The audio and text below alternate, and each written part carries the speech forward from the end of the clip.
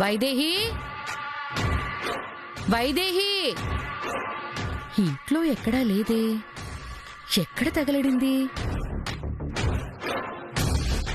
వైదేహి, బుసే వైదేహి.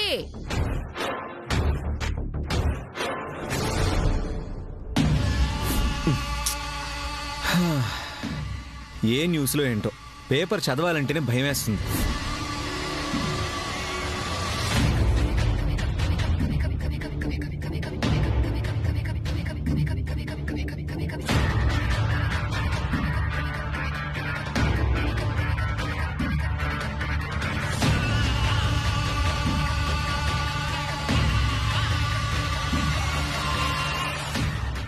రేపు సాయంత్రం 4 గంటలకి ఊరు చివరనున్న రామాలయం దగ్గరకు రమ్మని కబురు పంపాడు. రాకపోతే చచ్చిపోతానన్నాడు. కానీ ఆ అమ్మాయి ఎంతకీ రాలేదు. అంతే, ఆ అబ్బాయి అక్కడే ప్రాణాలు వదిలేశాడు.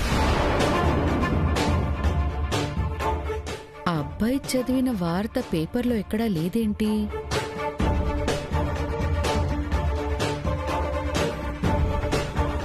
అంటే ఇది నిజంగా వార్త కాదా? వైదేహిని కలవమని చెప్పటానికి ఈ విషయాన్ని వార్తలా చదివాడా? రేపు సాయంత్రం 4 గంటలకి ఊరు చివరనున్న రామాలయం దగ్గరకు రమ్మని కబురు పంపాడు.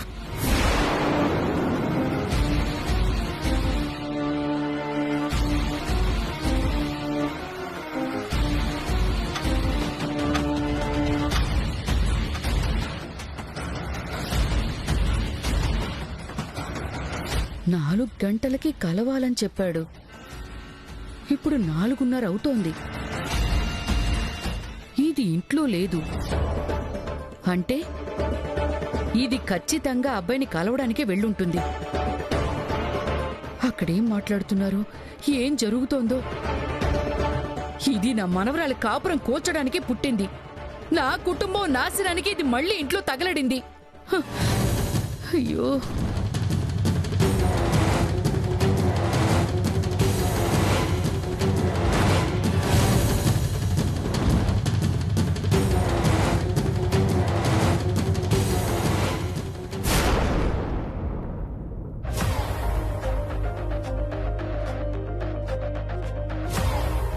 తను నేను ప్రేమించిన అమ్మాయి కాదమ్మా.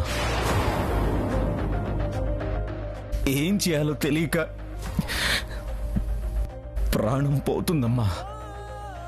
ప్రేమించిన అమ్మాయి ఎవరో ముందే తెలుసుకుంటే బాగుండేది. ఇప్పుడంతా అయిపోయాక ఏం చేసేది? కానీ దేవాంశ్ పరిస్థితి చూస్తే అంత సులువుగా మర్చిపోయేలా లేడు.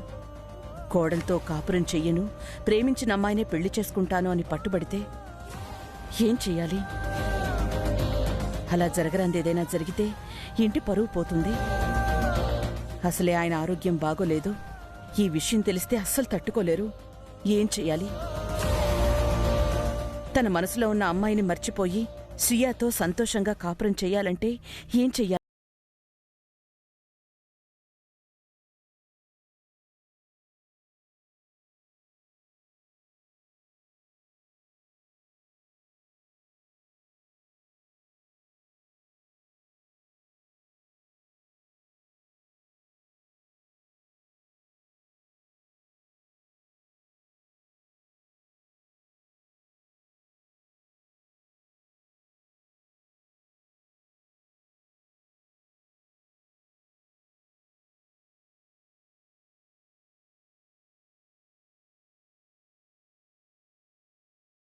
సంతోషంగా ఉంటేనే కదా మేము సంతోషంగా ఉండేది. ఏదన్నా సమస్య ఉందా అమ్మా? ప్రస్తుతానికి ఏ సమస్య లేదు. కానీ ఏదైనా సమస్య వస్తే తట్టుకునే పరిస్థితి లేదు. వాళ్ళిద్దరూ అన్యోన్యంగా ఉండాలి. ఒకరికొకరు ప్రాణంలా బ్రతకాలి. గురువుగారిని అడిగి ఏదైనా పరిష్కారం చెప్తారేమోనని ఫోన్ చేశాను. తప్పకుండానమ్మా. గురువుగారు కూడా మొన్ననే హిమాలయాల నుంచి వచ్చారు. పొద్దున్నే ఇంటికి వస్తూ గురువుగారిని కలిసి తప్పకుండా ఒక పరిష్కారంతో వస్తాను. అలాగే పంతులు గారు, ఉంటాను. అలాగేనమ్మా.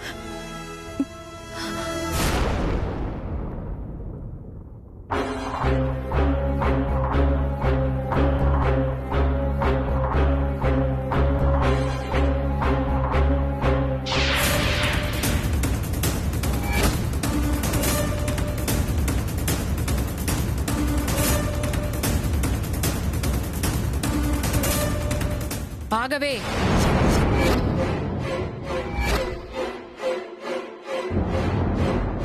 ఎక్కడికెళ్ళావు? ఇటు తిరగవే. అడిగేది నిన్నే. ఎక్కడికెళ్ళావు?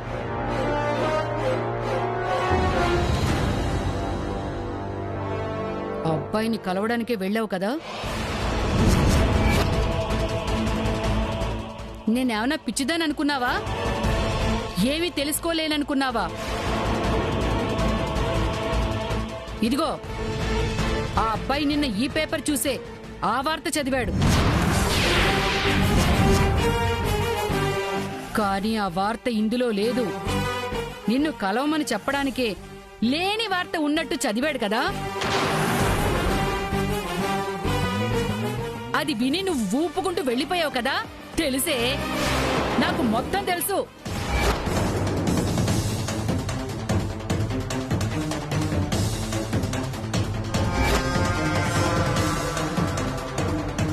వెళ్ళి ఏం మాట్లాడేవే? ఏం మాట్లాడావు? చెప్పేశావా? మొత్తం చెప్పేశావా? ప్రేమించావని, తాళి కూడా నీ మెడలోనే కట్టాడని చెప్పేశావు కదా?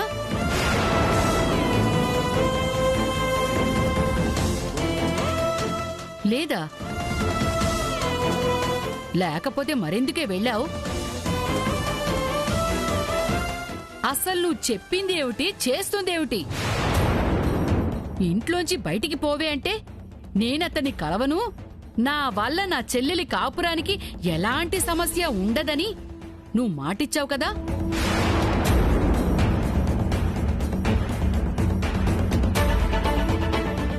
మరిప్పుడు నువ్వు చేస్తుందేమిటి? అబ్బాయి నిన్ను కలవాలనుకున్నాడు, నువ్వేమో కలవడానికి వెళ్తున్నావు. ఏంటే అసలు నీ ఉద్దేశమేమిటి? ఏం చేద్దామనుకుంటున్నావు? నా మనవరాలికి అన్యాయం చేసి నువ్వు పెళ్ళానివైపోదామనుకుంటున్నావా? నానమ్మా, ఎందుకలా మాట్లాడతావు? నేనెప్పటికీ నా చెల్లెలికి అన్యాయం చేయను. మరైతే ఎందుకే వెళ్ళావు? ఎందుకెళ్ళావు? ఒక అబద్ధం చెప్పడానికి, ఒక నిజాన్ని దాచడానికి వెళ్ళాను. ఏంటి ఆ డొంక తిరుగుడు సమాధానం? సరిగ్గా చెప్పి చావు.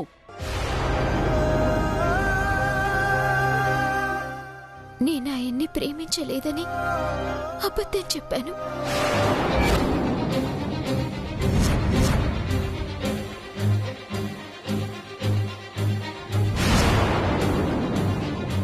ఆయన నా మెళ్ళు తాళి కట్టారన్న నిజాన్ని దాచి వచ్చాను.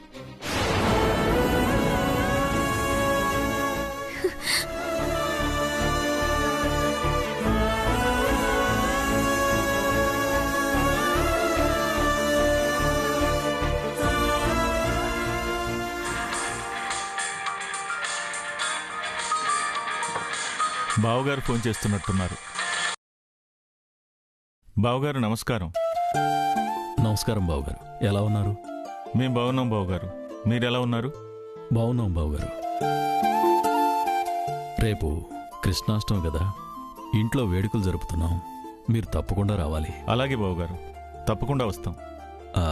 వస్తామని చెప్పి మొక్కుబడిగా ఎవరో ఒకళ్ళని పంపితే కుదరదు బావగారు. ఇంట్లో అందరూ ఖచ్చితంగా రావాలి. వియ్యంకుల వారింట్లో వేడుకంటే రాకుండా ఉంటామా? అందరం తప్పకుండా వస్తాం. మంచిది బావగారు, ఉంటాను.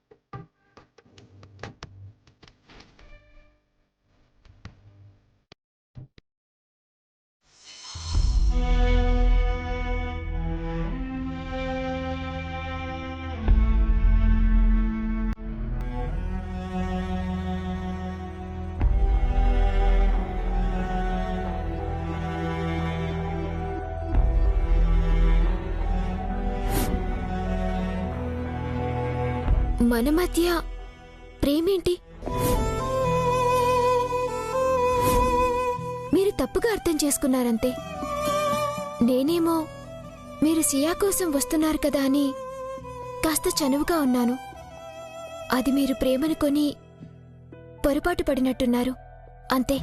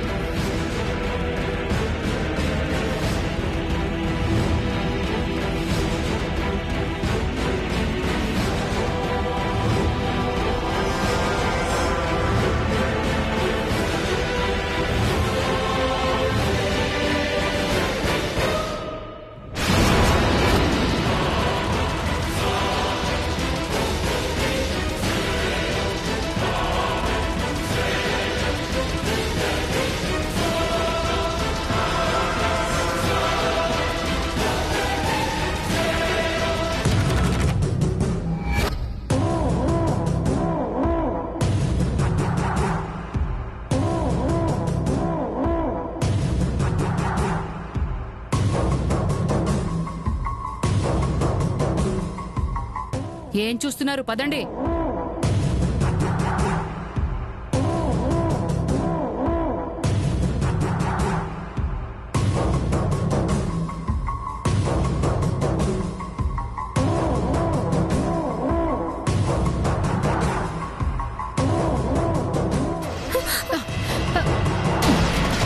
ఏయ్, ఎక్కడ చూసి నడుస్తున్నావే? కళ్ళు నెత్తికెక్కయ్యా? నువ్వడ్డు వచ్చి అక్కనంటావేంటి నానమ్మా? నువ్వు నోరు మీర వెదవా. అసలు దీనెందుకు తీసుకొచ్చావురా? పెళ్లికెడుతూ పిల్లిని చంకనెత్తుకొచ్చినట్టు. ఏంటమ్మా ఇక్కడ కూడా నీ గొడవ? ఏంకులు చూస్తే ఏమనుకుంటారు? నా బాధ నీకు అర్థం కాదులేరా.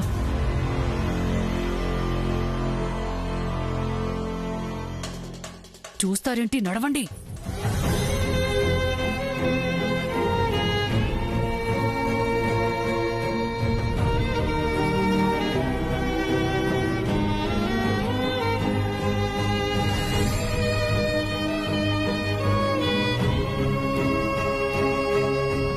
నాన్నమ్మ ఎందుకింత చిరాకు పడుతుందో అర్థమవుతోంది. కానీ ఏం చేయను? ఆయనకి ఎంత దూరంగా ఉందామనుకున్నా ఏదో రకంగా దగ్గరే ఉండాల్సిన పరిస్థితి వస్తుంది. భగవంతుడా, వెళ్లే వరకు ఏ సమస్య రాకుండా చూడు.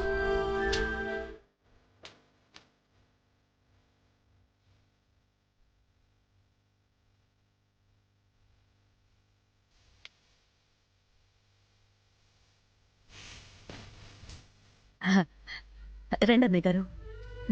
నమస్కారం. నమస్కారం అండి. రెండన్నయ్య గారు, వదినగా రాలేదా? ఇంట్లో కరెంటు పోయిందమ్మా. రిపేర్ చేయడానికి వస్తామన్నారు. ఎవరో ఒకరు ఉండాలి కదా అని తను ఉండిపోయింది.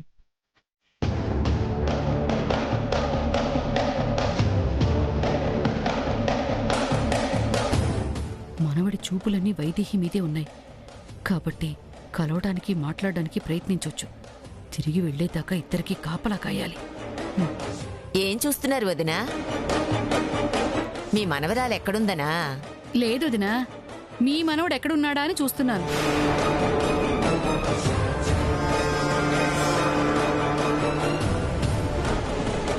అంటే మనవడి చూపులు ఎక్కడుంటే మా మనవరాలు అక్కడ ఉంటుంది కదా అని.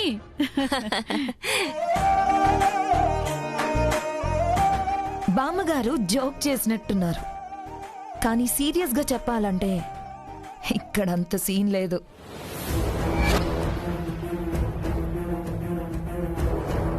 ఊర్మిళ, తప్పుగా ఏం అనలేదత్తయ్యా. సియా ఇక్కడిప్పుడు లేదు కదా, మరిదిగారు చూసే ఛాన్స్ లేదు అంటున్నా. అవును, ఇప్పటి వరకు ఇక్కడే ఉంది వదినా. ఇప్పుడే కృష్ణుడు పాదాలు వేయడానికి బయటికి వెళ్ళింది.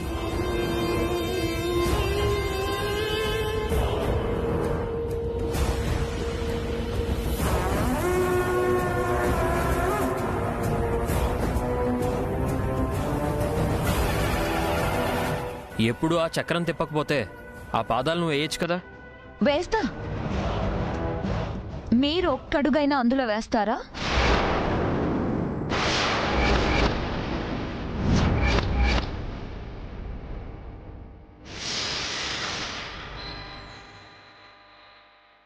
ఏంటి అలా చూస్తున్నారు? నేనన్న దాంట్లో తప్పే ఉంది? ఇంటి ముందు కాదు, వీధి మొత్తం ఒంగొని మరీ పాదాలు వేస్తాను. ఒక్కడుగైనా ఆయన వేయగలరా? లేదు కదా. ఆ పాదాలు వేయాలన్నా, వాటిలో అడుగులు వేసుకుంటూ రావాలన్నా రాసి పెట్టుండాలి.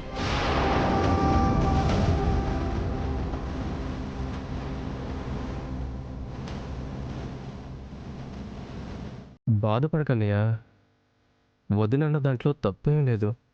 చేతికి పిండి అంటించుకోవడం, పూంగుని నడుము నొప్పి రావడం తప్ప ఏం ఉపయోగం లేదు.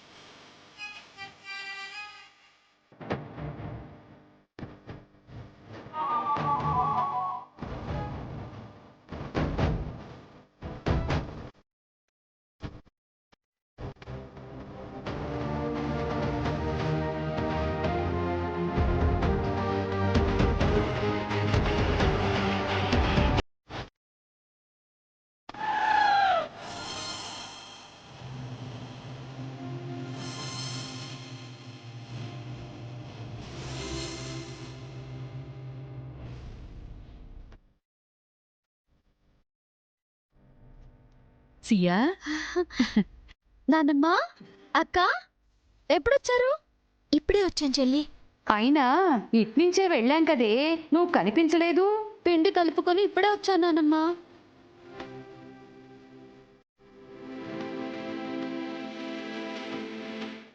ఏంటి ఇది?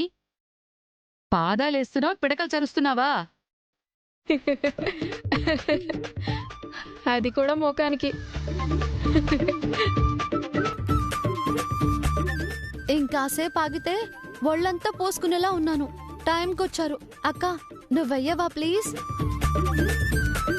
వైదేహి వేంటి నీకు చేత కాదు? ఎందుకు చేత కాదురా? ఎప్పుడూ మన ఇంటి దగ్గర సియానే కదే వేసేది.